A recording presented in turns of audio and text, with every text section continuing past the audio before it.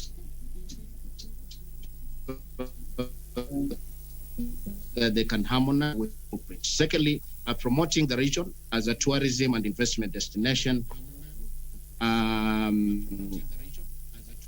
Lastly, investment opportunity in the region. So I think the number one that we have done is to put this institution, but also secondly, come up with a regional economic bloc and a regional economic blueprint that we call the Jumuiya 2030, mimicking the Vision 2030, whose goal is a million income with shared prosperity of the coastal people, the 70% that CS Balala was talking about, where we have all these resources, but a good percentage of the population of the 4.3 million are poor. So the idea is if the county governments can work together, the limited resources that they have, they combine the policies that they have, they lift the county boundaries and really think themselves as a region, as an economic cluster,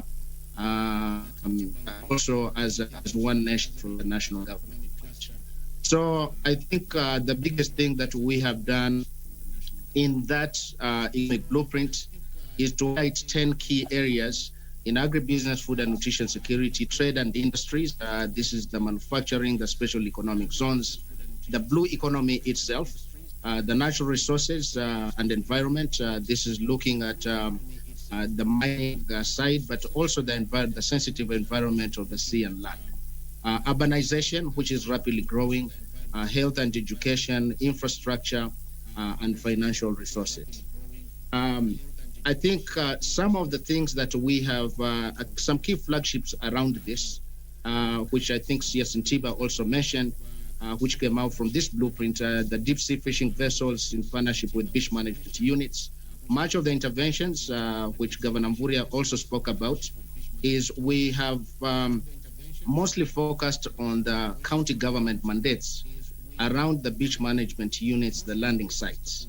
The county governments are in charge of organizing and supporting the fishermen, the capacity building, and all of them have a site of more than 150 beach management units along the coast. So the county governments have really been working on that, and we think if we focus on that, then probably things will change. Another flagship project, maritime and inland water transport system within a ferry, tourism, culture and heritage development, another project within the GoBlue.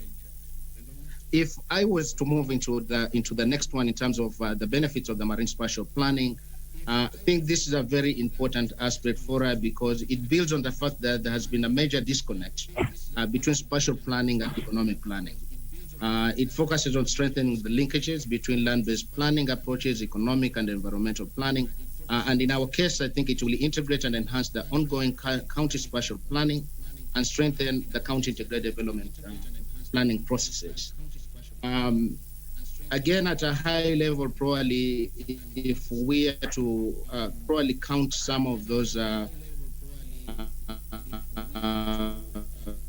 benefits in this action, is that management units, again, are very, very critical. And that is the first line of most of the fishermen who are there, but all the population from the coastal region who interact with a very fragile ecosystem. So the idea is if this happens, then the like of development of joint co-management areas with stakeholders will be enhanced. There's been a lot of work in this space where mostly it has been research, but the disconnect between the fishermen and the beach management unit is very, very high. So we think that will probably quite a bit. Helping fisher communities in managing and protecting this ecosystem. Also investments. I think Governor Mvurya talked about the offshore and the wind energy, which we need to tap in to probably give some relief in some of the industry development of our place. Land and sea planning to include land-based activities that have impact on ocean and coastal cities.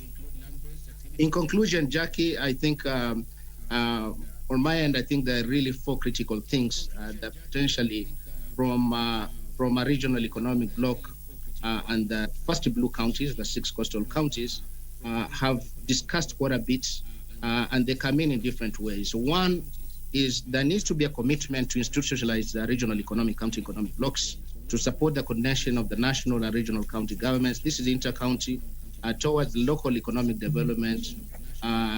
It is radical in many, many ways, but that's what we need for us to shift from the top-bottom to the bottom-up kind of approach. We need, and this has come in heavily from the county governors themselves, that there needs to be an established dedicated Minister of Blue Economy to consolidate tourism, fisheries, maritime, and the offshore activities. This, I think, will cut out through the bureaucracy. Another one is implement the presidential decree, which was given by the president in terms of the Department of Fisheries and the National Lands Commission to repossess all public gazetted fish landing sites that were illegally acquired.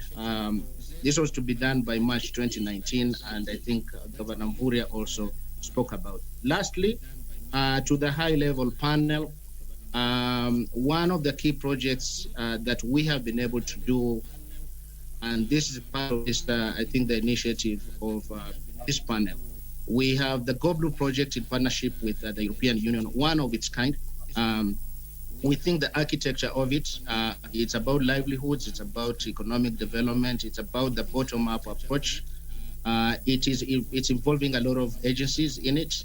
It's a 2.5 billion shilling fund to run for a period of 4 years. We want to thank you, much of the European Union community and the Kenya government, the national level, the ministry, who have been able to do this. It will be launched in January, and we think that is going to be a platform where much partners can basically be able to plug in for us to one, grow the fund, but secondly, have these interventions which have a very strong architecture on the devolved mandates of the county government.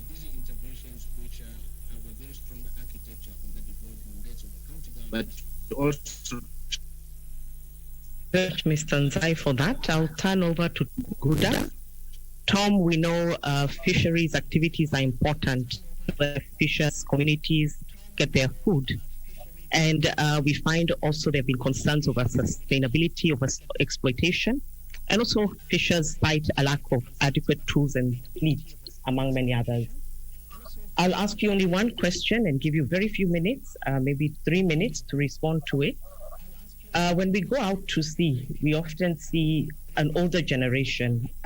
We see the Wazee getting involved in fisheries. And I'm looking for what type of opportunities exist to support young entrepreneurs. Can you tell us something about the youth that are currently engaged in this industry and how they can scale up their business? Thank you. Over to you, Mr. Tom. Thank you.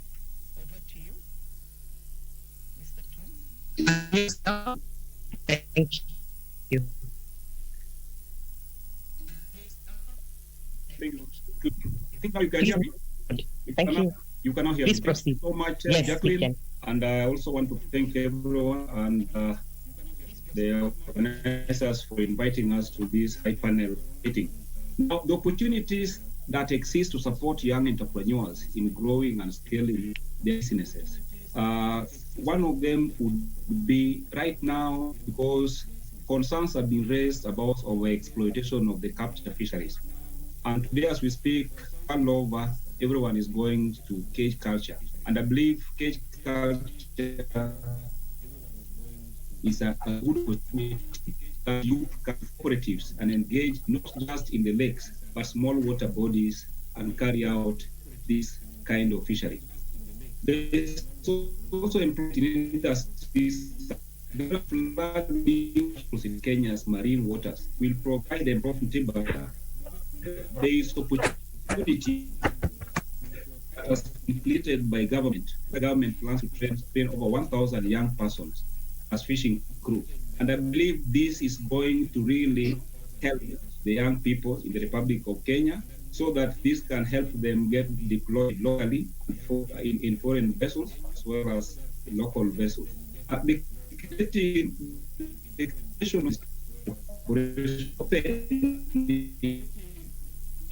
of the complex.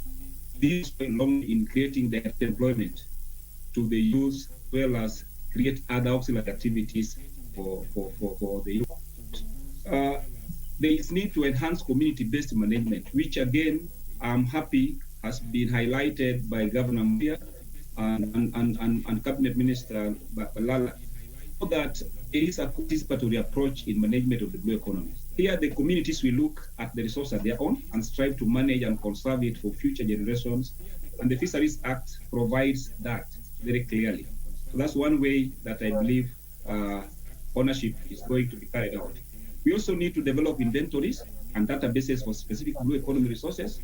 And this will be to follow up on areas of weaknesses and provide baseline information required for upscaling. I wanted as well, because I know you asked me one question, to look at the opportunities that are very key. And I think this is passionate to me because we need to really build on what currently exists among the fishing crew and the members. So Tom, I'm giving you one minute. Just Yes, 1 minute to give me that. Thank you. Yes, I want to talk about opportunity that exists to support young entrepreneurs. The value addition aspect.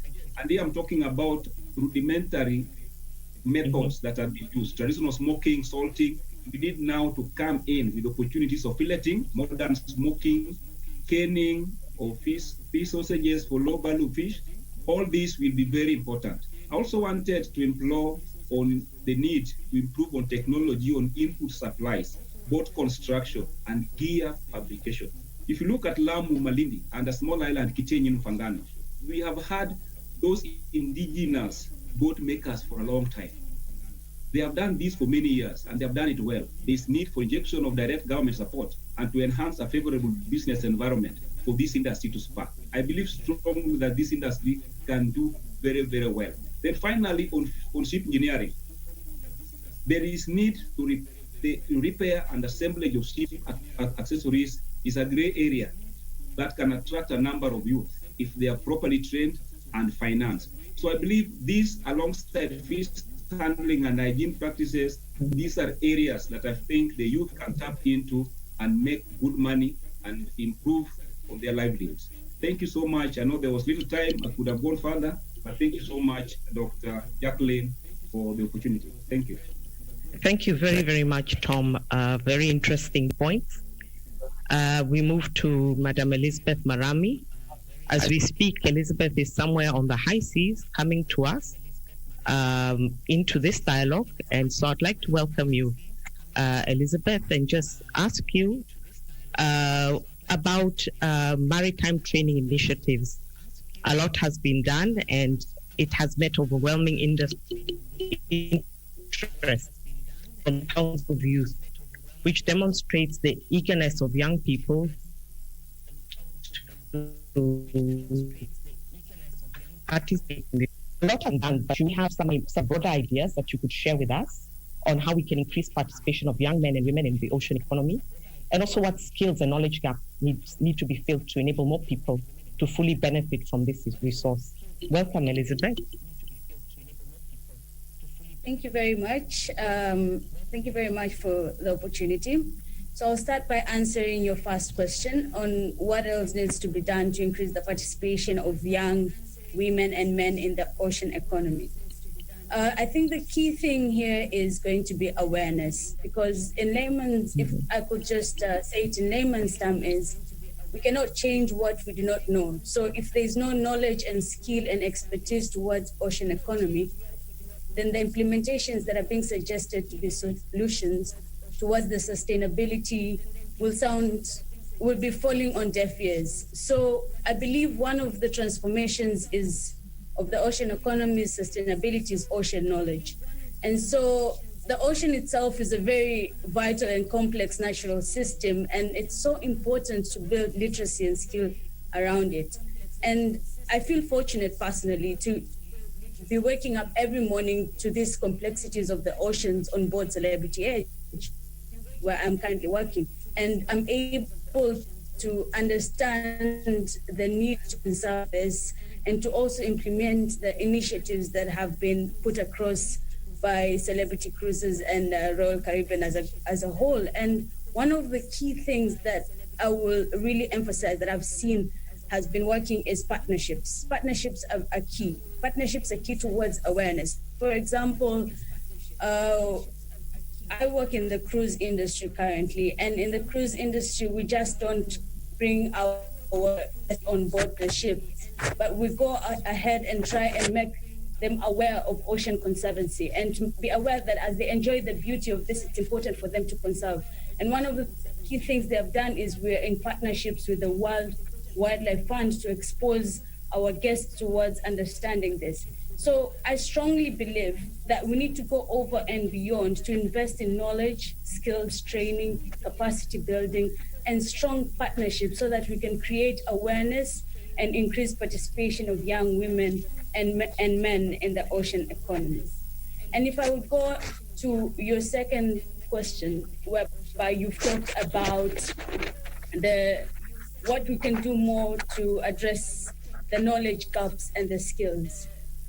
And usually the knowledge gaps come based on individuals' low and high socioeconomic levels, meaning that there is a gap in between whereby those who have access to the knowledge are able to grow and to address these gaps, and they're the marginalized that are not able to access this.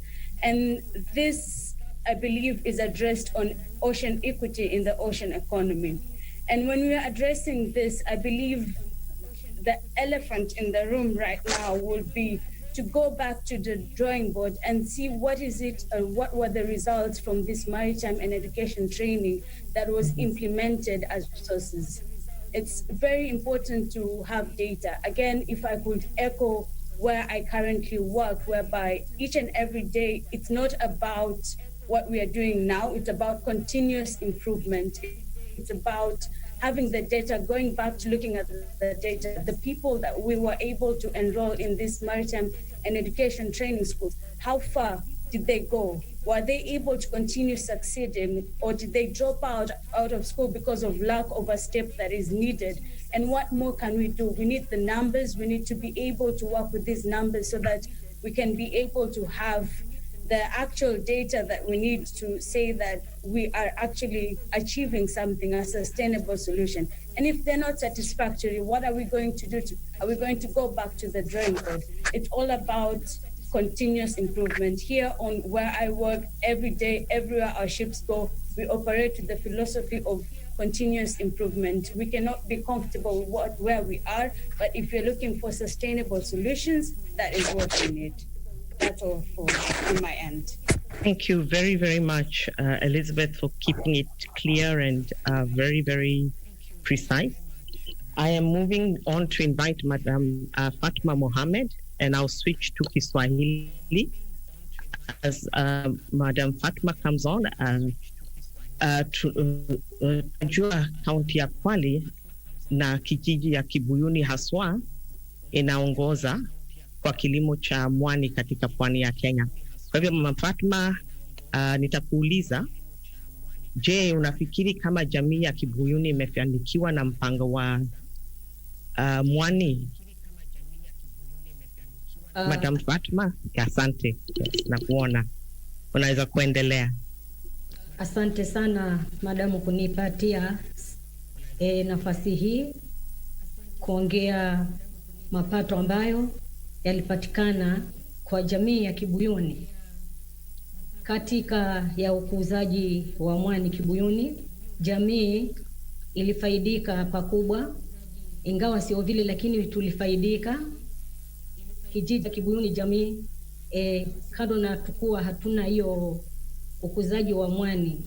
Tulipopata ukuzaji wa mwani Kibuyuni, jamii sana hususan waliangalia mambo na elimu. Ilikuwa ni nadhira kupata vijana form 4, saa hii wanapatikana ma form 4 tuliwasomesha vijana. Pili, tulikuwa tuko na nyumba za udongo, zile nyumba za makuti. Saa hii jamii imetoa makuti, wametoa udongo, tumii nyumba za bloki na tena ziko na bati. Kibuyuni tulipokuwa tunakuza hichi kilimo cha mwani, ilikuwa tunakuza tu na kufanya biashara nayo, lakini tuliweza kupata elimu sahihi huu mwani unatusaidia upande na sabuni. Tumetengeza sabuni, tumeufanya value addition, tumetengeza sabuni, tumetengeza mafuta ya kujipaka, tunautengeza shampoo, tumetengeza sabuni ya maji za kufulia. Saa hii Kibuyuni ilikuwa hatuna barabara ya maramu. Saa hii Kibuyuni tumepata barabara ya maramu mpaka Shimoni. Ukifika Shimoni unapanda lami, so tumerahisisha usafiri kabisa. Kibuyuni ilikuwa kando hatuna hichi kilimo cha kukuza mwani, ilikuwa hatuna stima. Saa hii Kibuyuni kuna stima.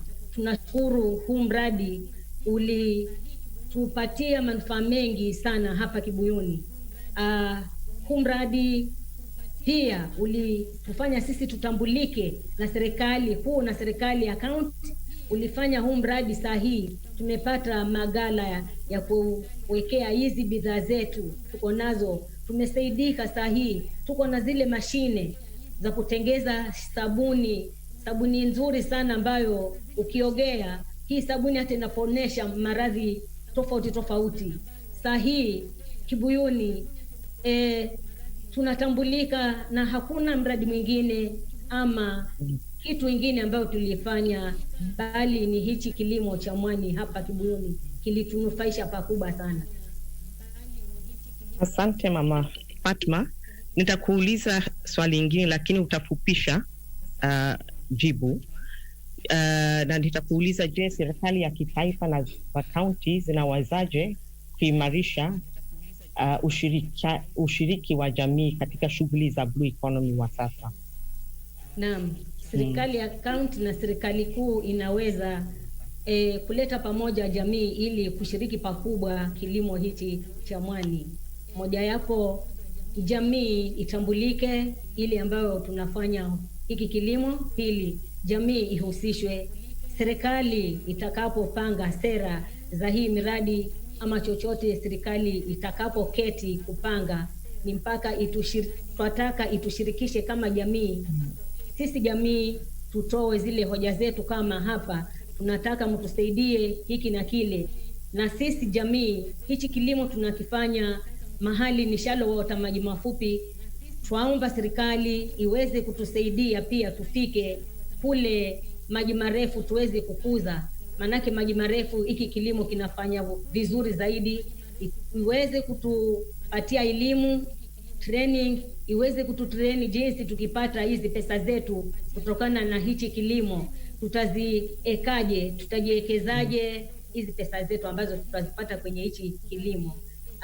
Pia ningeomba serikali, kando na kuangalia hii mambo ya hichi kilimo cha mwani, pia tunataka serikali iangalie miradi mingi sana ambayo tuko nayo hapa Kibuyuni. Pia serikali iweze kutilia maanani na iweze kutushirikisha.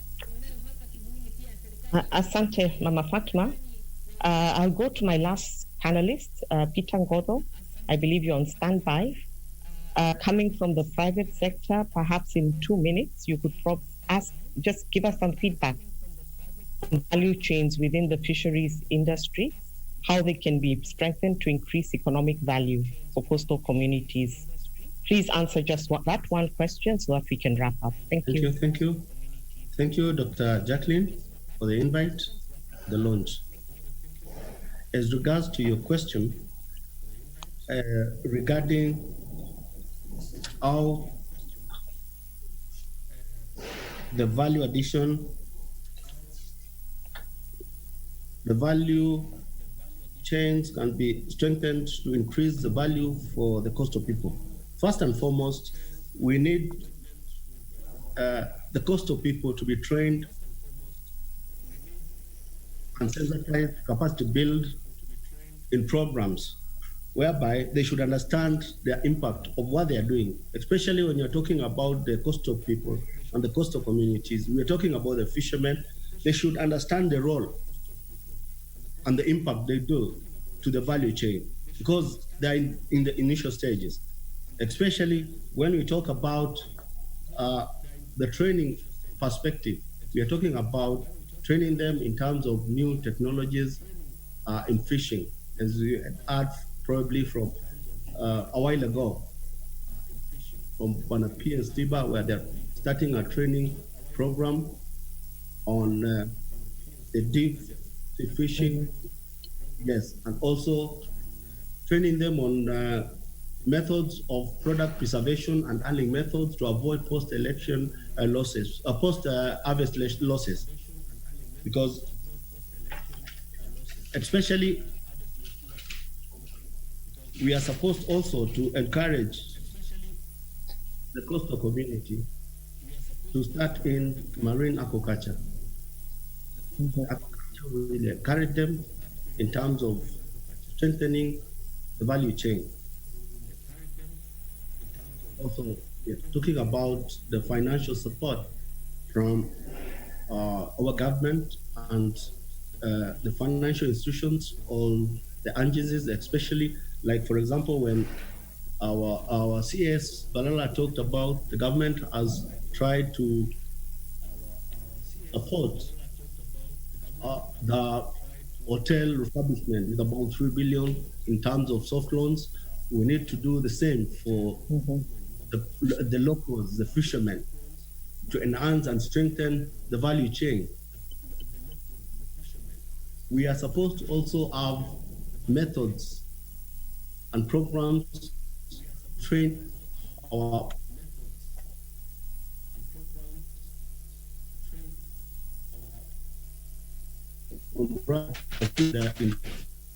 in the ocean. We are supposed to also, whatever, like what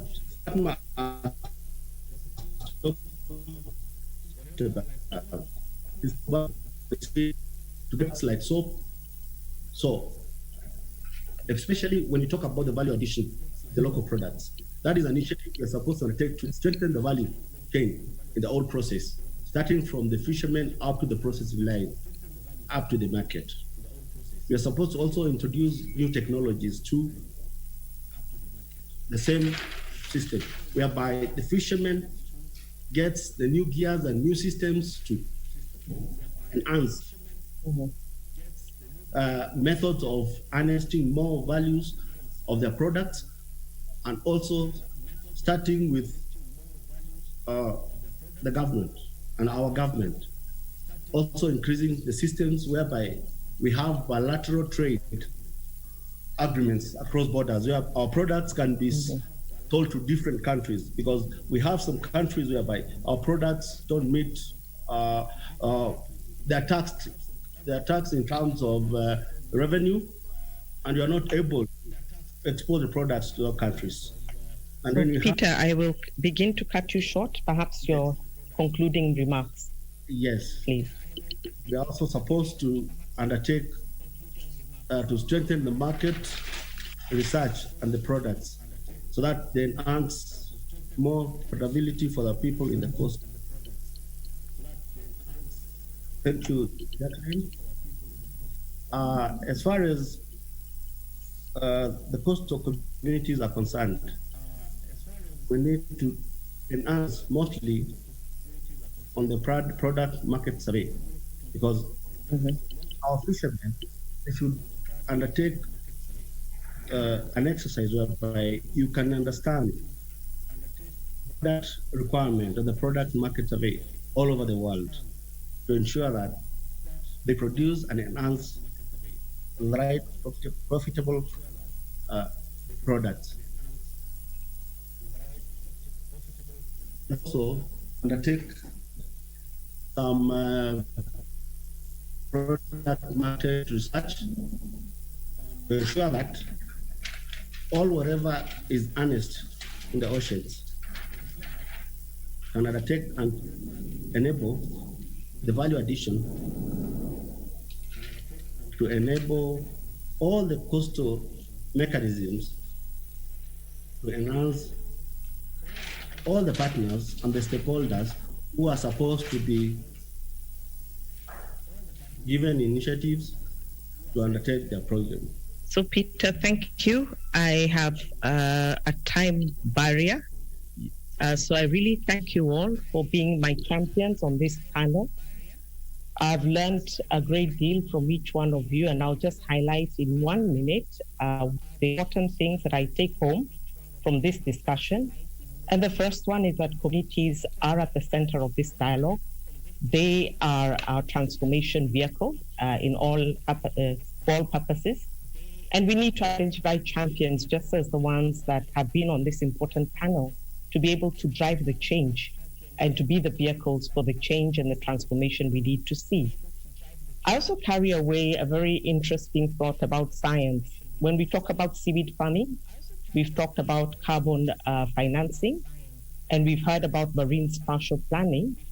And all these are products of science. We need the data. Elizabeth has reminded us very clearly that we need data. On her ship, they're always collecting data, and that data helps them improve. So Kenya, we need to look at data. We need to look at the science and support the science so that it has a space in this transformation dialogue. And the last thing I would like to highlight, apart from the technological needs that we need to advance, is the fact that we need to invest in ocean literacy. Kenyans need to know about the ocean, understand about the ocean, and begin to explore the resources and the goodness that it has to offer. It has been my privilege to be part of this dialogue, and I'm very honored and thankful, and I hand over to Edwin. Thank you, Edwin. Thank you very much, Dr. Oku, for that, for facilitating that critical conversation that really brings to home the opportunities that are available to people at the blue, through the blue economy. As Sid Chatterjee just reminded us quickly on the chat, 38 of the 54 African countries are coastal. They have a coastline. Yet, up to the extent of, depending on the country, between 80 to 95% of our economies are based on land resources and have been built on land. Yet the ocean is such a critical and high potential opportunity for the world. And I do hope those who are listening either on the Zoom call or watching this on KBC or beyond are able to really start thinking, how can we tap into those opportunities proactively, because there are lives that are dependent on it, there are livelihoods to be built on top of it, and that opportunity is what is ahead of us. And if you are like me, I was sitting here and being really jealous of hearing where Elizabeth is. I think, Elizabeth, you said you are in Miami and headed to the Bahamas, right? Which is places that many of us have seen in movies and shows and wonder, how will we get there? You get to go there as part of your regular job. And so young people who are interested and want to travel, here's an amazing opportunity there. You heard from Mama Fatuma, who really grounded it for us on the community level, what this means for them in terms of generating livelihoods, generating incomes, and the kind of value addition that even Peter talked about. The opportunity is there. And that opportunity really does exist even more for Kenya than other places, given the leadership we have had from His Excellency, who has now joined us on this particular chat. And so welcome, Your Excellency. Before we get to you and your remarks, I did want to pivot quickly and have the team share a quick video that is put together from the 14 world leaders who are members of the high-level panel on what is their vision and why this is such an important part, or that they would like to have this 100 commitment to a sustainable ocean economy being built. So I'll ask the team to briefly play that video, and then I'll come back and introduce the next.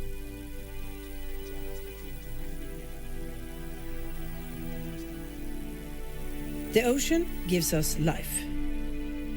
It feeds us, entertains us, connects us, inspires us, and powers our success. I grew up in a beachside suburb of Sydney, and it was very often the case that I'd head down to the beach after school with my mates. It is so much part of our way of life. From an early age, you learn how to swim, you learn how to fish. That's a very important part of our culture and tradition. Indigenous peoples have lived in harmony with our natural world and our oceans for millennia, and we need to draw from their expertise on how to better support and cherish and steward our oceans. We are sailors, we are fishermen, we are industrialists, we are dependent on the oceans. But today, the ocean's health is off track. At a time when we are already looking to recover from the unprecedented COVID-19 pandemic, we understand how vulnerable we are to health and other shocks.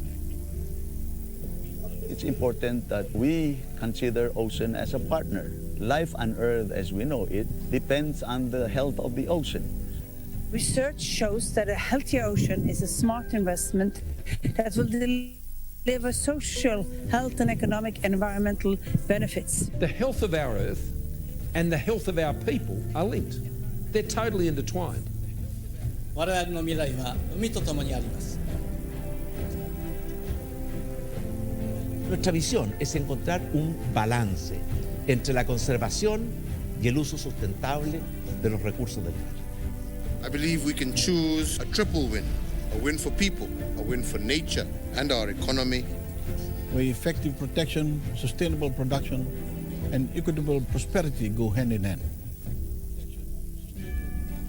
The Ocean Panel, composed of 14 serving world leaders, has put forward a new ocean action agenda. Nous invitons à assurer une gestion durable de 100% des zones océaniques se trouvant à l'intérieur des limites de nos territoires. Listening to science, listening to research, listening to best practices that we have seen work for many other countries. Sustainable ocean action should be a cornerstone of national and global policies. Pengelolaan laut yang berkelanjutan akan mendukung pencapaian SDGs. We are looking for a reason to believe that in 2021 and beyond, we can not only fix what COVID did to the world, but also fix the problems we already had on our plate. Climate change, pollution, ecosystem collapse, economic instability, unhealthy diets, poverty, and unsustainable practices across all sectors. The answer is a healthy ocean with sustainability at its core. Oceans may separate us physically, but they can bring humanity and together a healthy, prosperous future. El esfuerzo por una economía oceánica sostenible y sustentable tiene que ser multisectorial y multilateral. We call on more world leaders and other partners to join us in turning the 100% goal into reality and treat the oceans as the solutions for the future. The ocean gives us so much, let's give it 100%.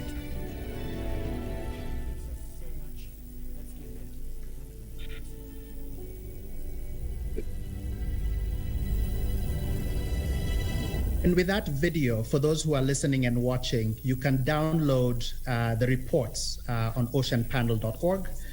So you see the depth of and richness of what's been put together, very much under the able leadership of scientists like Dr. Obura and Dr. Uku. We're extremely proud of Kenyans who are in the core of those global discussions, as well as has been an excellent leader for us, and it's unfortunate she's not here with us for the celebration and this launch. As we get into the next session, I will quickly ask retired General Mwathethe to please give some remarks. Then he is the chair of the Oceans and Blue Economy Office, and as he proudly says, he is a son of the sea. And so over to you, General Mwathethe, for a couple of remarks from your side. Thank you very much. Thank you very much indeed. And indeed, today is a very refreshing day, especially to see Dr. Obura, who was our rowing instructor, and Mama Fatma, Mama Mweni of Kibuyuni, they join us today. Really, the blue economy is changing lives, and Mama Fatma is evidence to that. It is with great pride that we come together on this very auspicious occasion to mark a great milestone in our country's journey to strengthen our efforts aimed at sustainable exploitation of our oceans economy. As head of the Blue Oceans Economy Office in Kenya, I'm encouraged to note the progress we as a country have made in defining and realizing the sustainable ocean economy agenda, and acknowledge our responsibility of developing and implementing measures to sustainably exploit those God-given resources. Kenya is quickly learning from its past, where we failed to rapidly adapt and, as a consequence, lost opportunities into the immense potential resources. We have learned from our limitations, including instances the country failed to embed the ocean economy into our national economic development agenda through hesitation to adopt new knowledge and technologies, or allowing the critical ecosystems we depend on to decline at great cost to our national prosperity and well-being. We have learned that the ocean's economy can and must contribute significantly to sustain our populations and generate wealth for them through increased investment opportunities for our private sector. Many countries have made strides in implementing national blue economy strategies, achieving early success and generating good practices that Kenya can emulate. As the country anticipates the completion of Lamu Port, Kenya is working to reestablish its national shipping line and is making substantive progress towards expanding its stake in the region's expansive maritime sector. Additionally, the country has invested heavily in training and knowledge building. Since its commissioning in 2019, Bandari Maritime Academy has worked towards enhancing training through critical skills building in key areas and establishing a workforce of competent seafarers. We are reclaiming our fishing industry through substantial public sector investment in requisite infrastructure and organizing our producers along the entire value chain. As we continue to reflect on the various discussions that have taken place here today, we should be inspired to think about our own roles in actualizing the sustainable ocean economy agenda. As we continue to deepen our understanding of the opportunities for action and the risk of inaction, we should continue to tirelessly pursue solutions that nurture and grow our natural assets.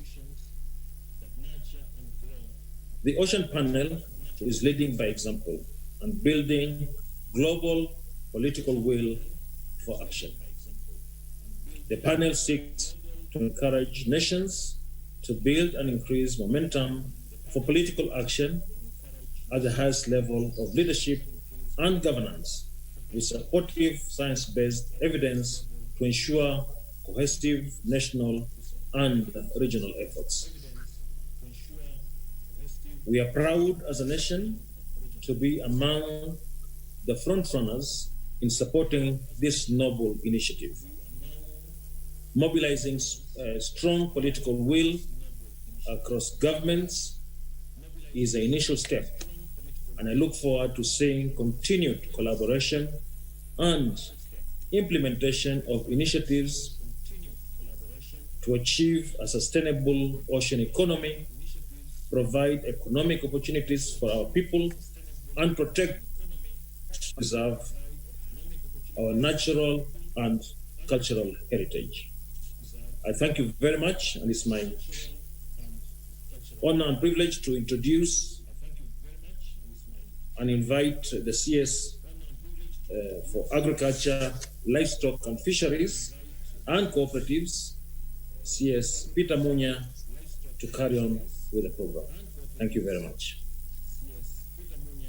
Thank you, General, Your Excellency, the President, colleagues from the Cabinet, Principal Secretaries, representatives of foreign nations, development partners, regional and international organizations, friends of the ocean, ladies and gentlemen.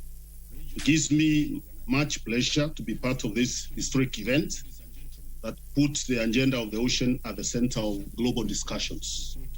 All of us who are privileged to be born in coastal states and indeed citizens of the world as a whole have a reason to smile today as we mark a great milestone of our oceans and the sustainability of life on Earth. The ocean is important for everyone. It produces oxygen and food, stores carbon and heat, a space for economic activities and recreation, and it continues to inspire and support culture and well-being. Globally, the value of key ocean assets has been estimated at $24 trillion, and the value of the derived services at between $1.5 trillion and $6 trillion per year. However, access to ocean resources is distributed. Many of their benefits are accumulated by a few, while most harms from these developments are borne by the most vulnerable. We therefore need to emphasize that governing the ocean is a collective responsibility of humanity, and it can only be achieved by ensuring that those who have lived in, worked on, and stewarded the coastal and continental waters for centuries are included in decisions on its future governance. Coasts and ocean basins are cultural seascapes that have been governed by a multiple of systems designed, contested, and embodied coastal peoples themselves. These ocean citizens and the institutions they are forged are pivotal to achieving a sustainable ocean. Thus, maintaining ocean health and maintaining people's ocean access should be the dual aim of governing the future of the ocean. The call to action by the 14 ocean panel leaders to raise the ambition for the oceans agenda reinforces the fact that our oceans play a pivotal role in humanity's well-being. Having listened to the panelists and scored the vital importance of the ocean for future solutions, I am convinced that we made the right decision as a country to identify the blue economy as a mainstay of our socio-economic transformation and play a leadership role at the global level. We have assigned the blue economy as the 8th pillar in the medium-term plan for achieving Kenya's development blueprint, the Vision 2030. And I am confident with all the investment we are making, it will deliver what we anticipate from the various sectors of the ocean economy. With these remarks, it is now my humble duty to invite His Excellency, the President of Kenya, Honorable Uhuru Kenyatta, to address the virtual conference and launch the high-level panel for a sustainable ocean economy. Your Excellency. Thank you very much, Peter, for that. Ladies and gentlemen, all friends of the ocean,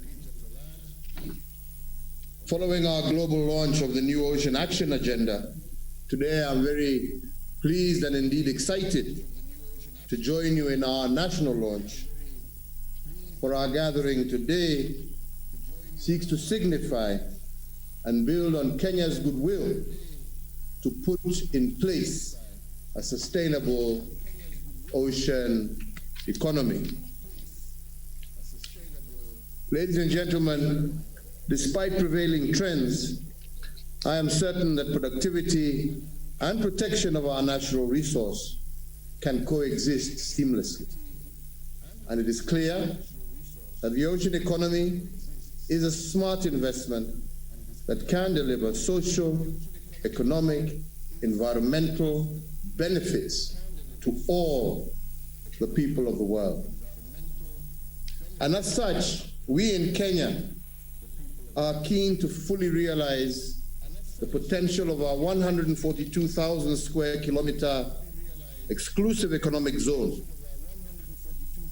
But however, as we do so, we will steadfastly protect our marine resources, even as we pursue its enhanced development and productivity. Ladies and gentlemen, the high-level panel for a sustainable ocean economy has three overarching goals: a shared understanding of the relationship between the ocean and the economy, a recognition that economic production and ocean protection must be mutually supporting, and a suite of innovations in policy, governance, markets, and incentives that will align robust economic development with protection of the underlying natural capital of the ocean. These goals were aligned, and with the collective vision of our nation as laid down in our long-term national development blueprint, we commonly refer to as Kenya Vision 2030, embedded therein is a focus on the ocean and blue economy as a foundation that will complement out more familiar reliance on terrestrial-based economic activities. In addition, our 6 coastal counties of Mombasa, Kwale, Kilifi, Tana River, Lamu, and Taita Taveta have identified the ocean and blue economy as one of their 3 chains to prioritize in their county development plans. The Lake region, comprising some 14 counties within the Lake Victoria Basin and constituting about 30% of Kenya's population, has similarly also prioritized the blue economy as a key economic pillar. So, ladies and gentlemen, we recognize that ocean knowledge and technology are more developed today than ever before. Despite that progress, our understanding and our ability to manage ocean resources sustainably continues to be hindered. And to reverse this trend, we in Kenya are taking the following steps. Number 1, we are committed to harnessing science through support of scientific research and monitoring, as well as scaling up integrated to global observation, including indigenous knowledge and research to better inform decision making. Secondly, Kenya recognizes potential benefits of the UN Decade of Ocean Science for Sustainable Development that will run from 2021 all the way through to 2030. Our marine scientists are the foremost of ocean research in the African continent, and my government will continue to give them full support to take advantage of this period, during which sustainable management of ocean resources will be strengthened. Thirdly, the availability of reliable, up-to-date, accessible data is essential for integrated and sustainable management of the ocean and coastal resources and environment. Kenya has been working closely with the Intergovernmental Oceanographic Commission of UNESCO to ensure availability and accessibility of such data in the region. We currently host UNESCO's Intergovernmental Oceanographic Subcommission for Africa, the Eastern Island States, at the UNESCO Regional Office for Eastern Africa here in Nairobi. 4, Kenya is a member and actively contributes to the Global Sea Level Observation System, which is a network of 300 sea level monitoring stations around the globe. We have 2 stations here in Kenya located in Mombasa and Lamu that are dedicated components of the Indian Ocean Tsunami Warning System. And we also have deployed Argo floats that collect air and sea climate data as part of the global network. Number 5, Kenya hosts a regional training center established by the Intergovernmental Oceanographic Commission at the Kenya Marine and Fisheries Research Institute in Mombasa, which equips experts from the region with skills for processing and analysis of data, and which also maintains several regional ocean databases and directories, providing useful information for the management of ocean environment and ocean resources. So, ladies and gentlemen, my government actively seeks to implement sustainable economic development strategies for our people.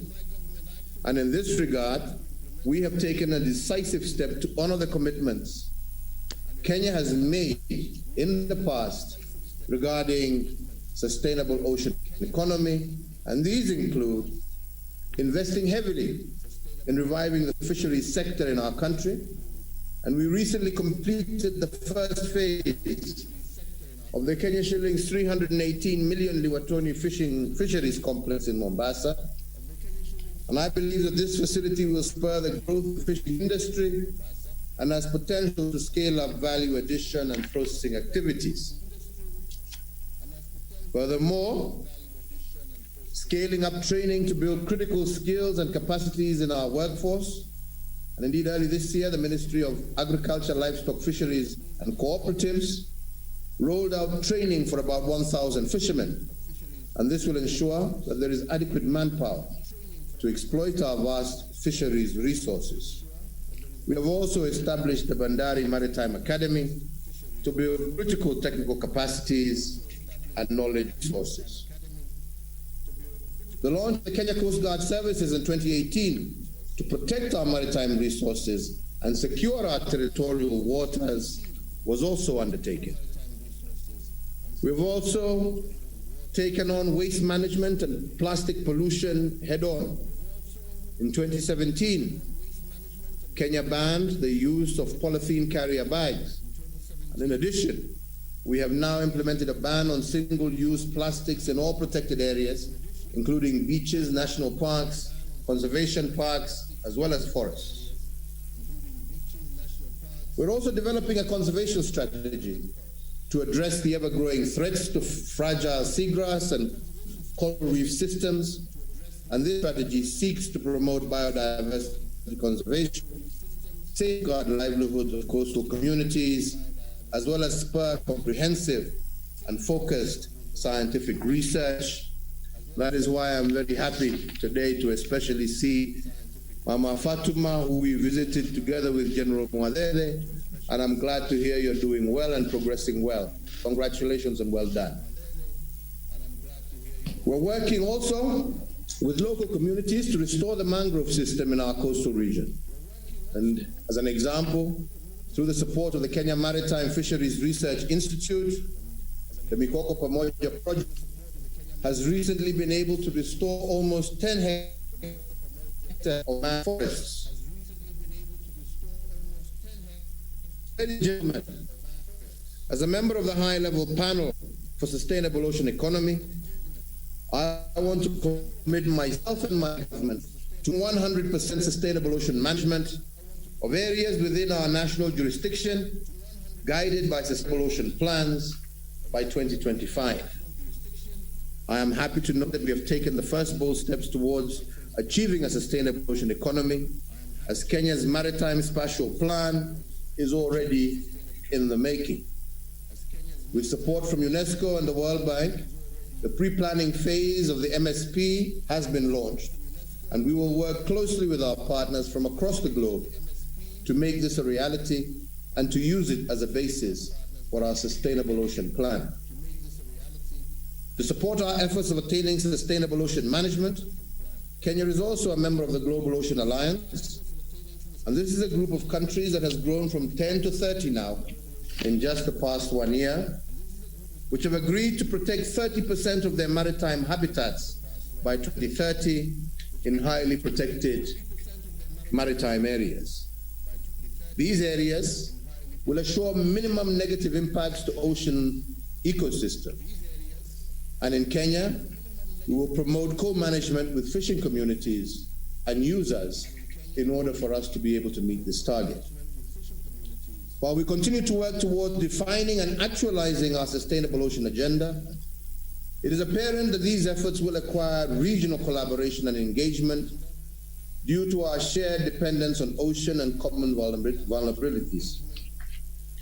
Collaboration among states in matters related to oceans is challenging, but ultimately necessary. I am pleased to note that we are already collectively engaged with countries in our region on matters such as maritime environment, fisheries, shipping, as well as seabed mining.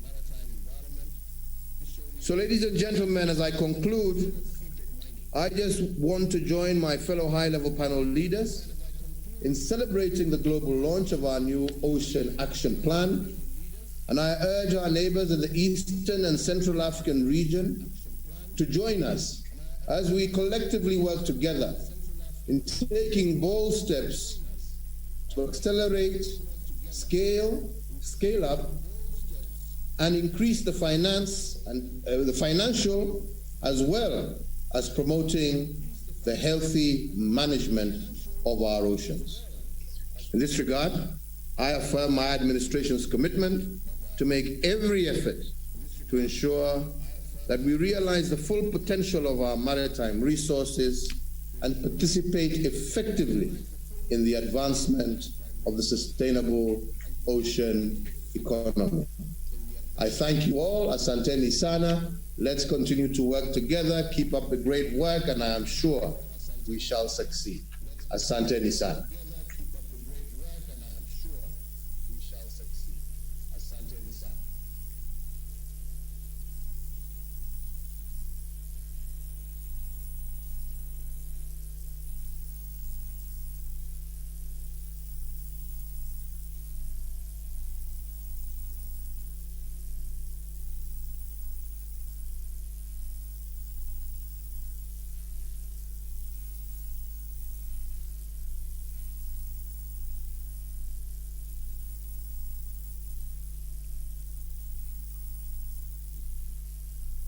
Edwin, we can't hear you.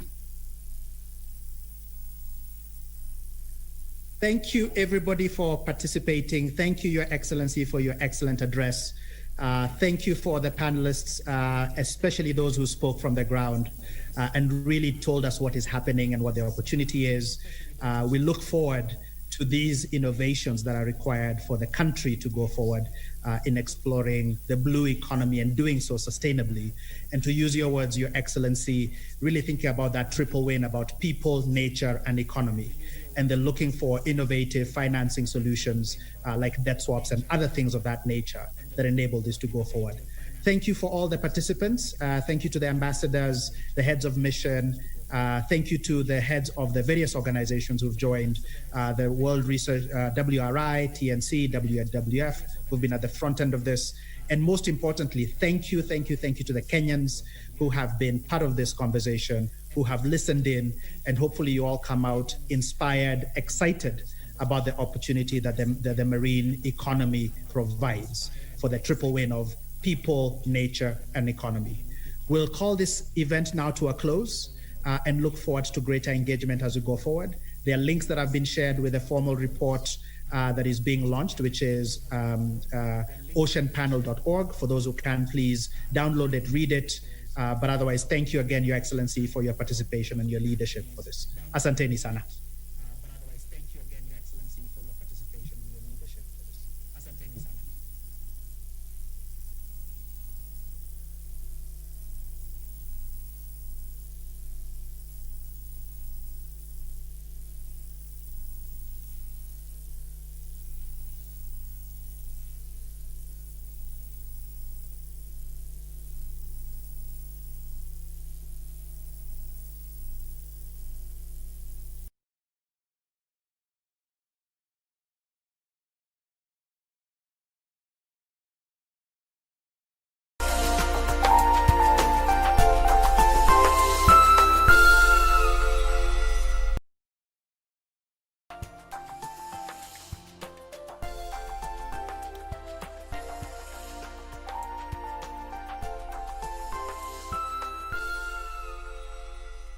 A love from the past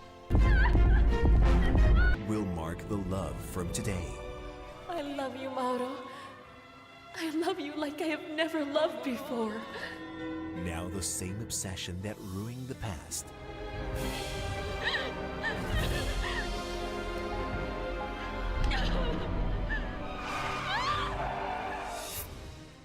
will try to destroy the present. Only this time, love will have more than one obstacle ahead. I need a doctor to tend to her right away. Please, miss. A doctor! Call a doctor! Loving you is all I want.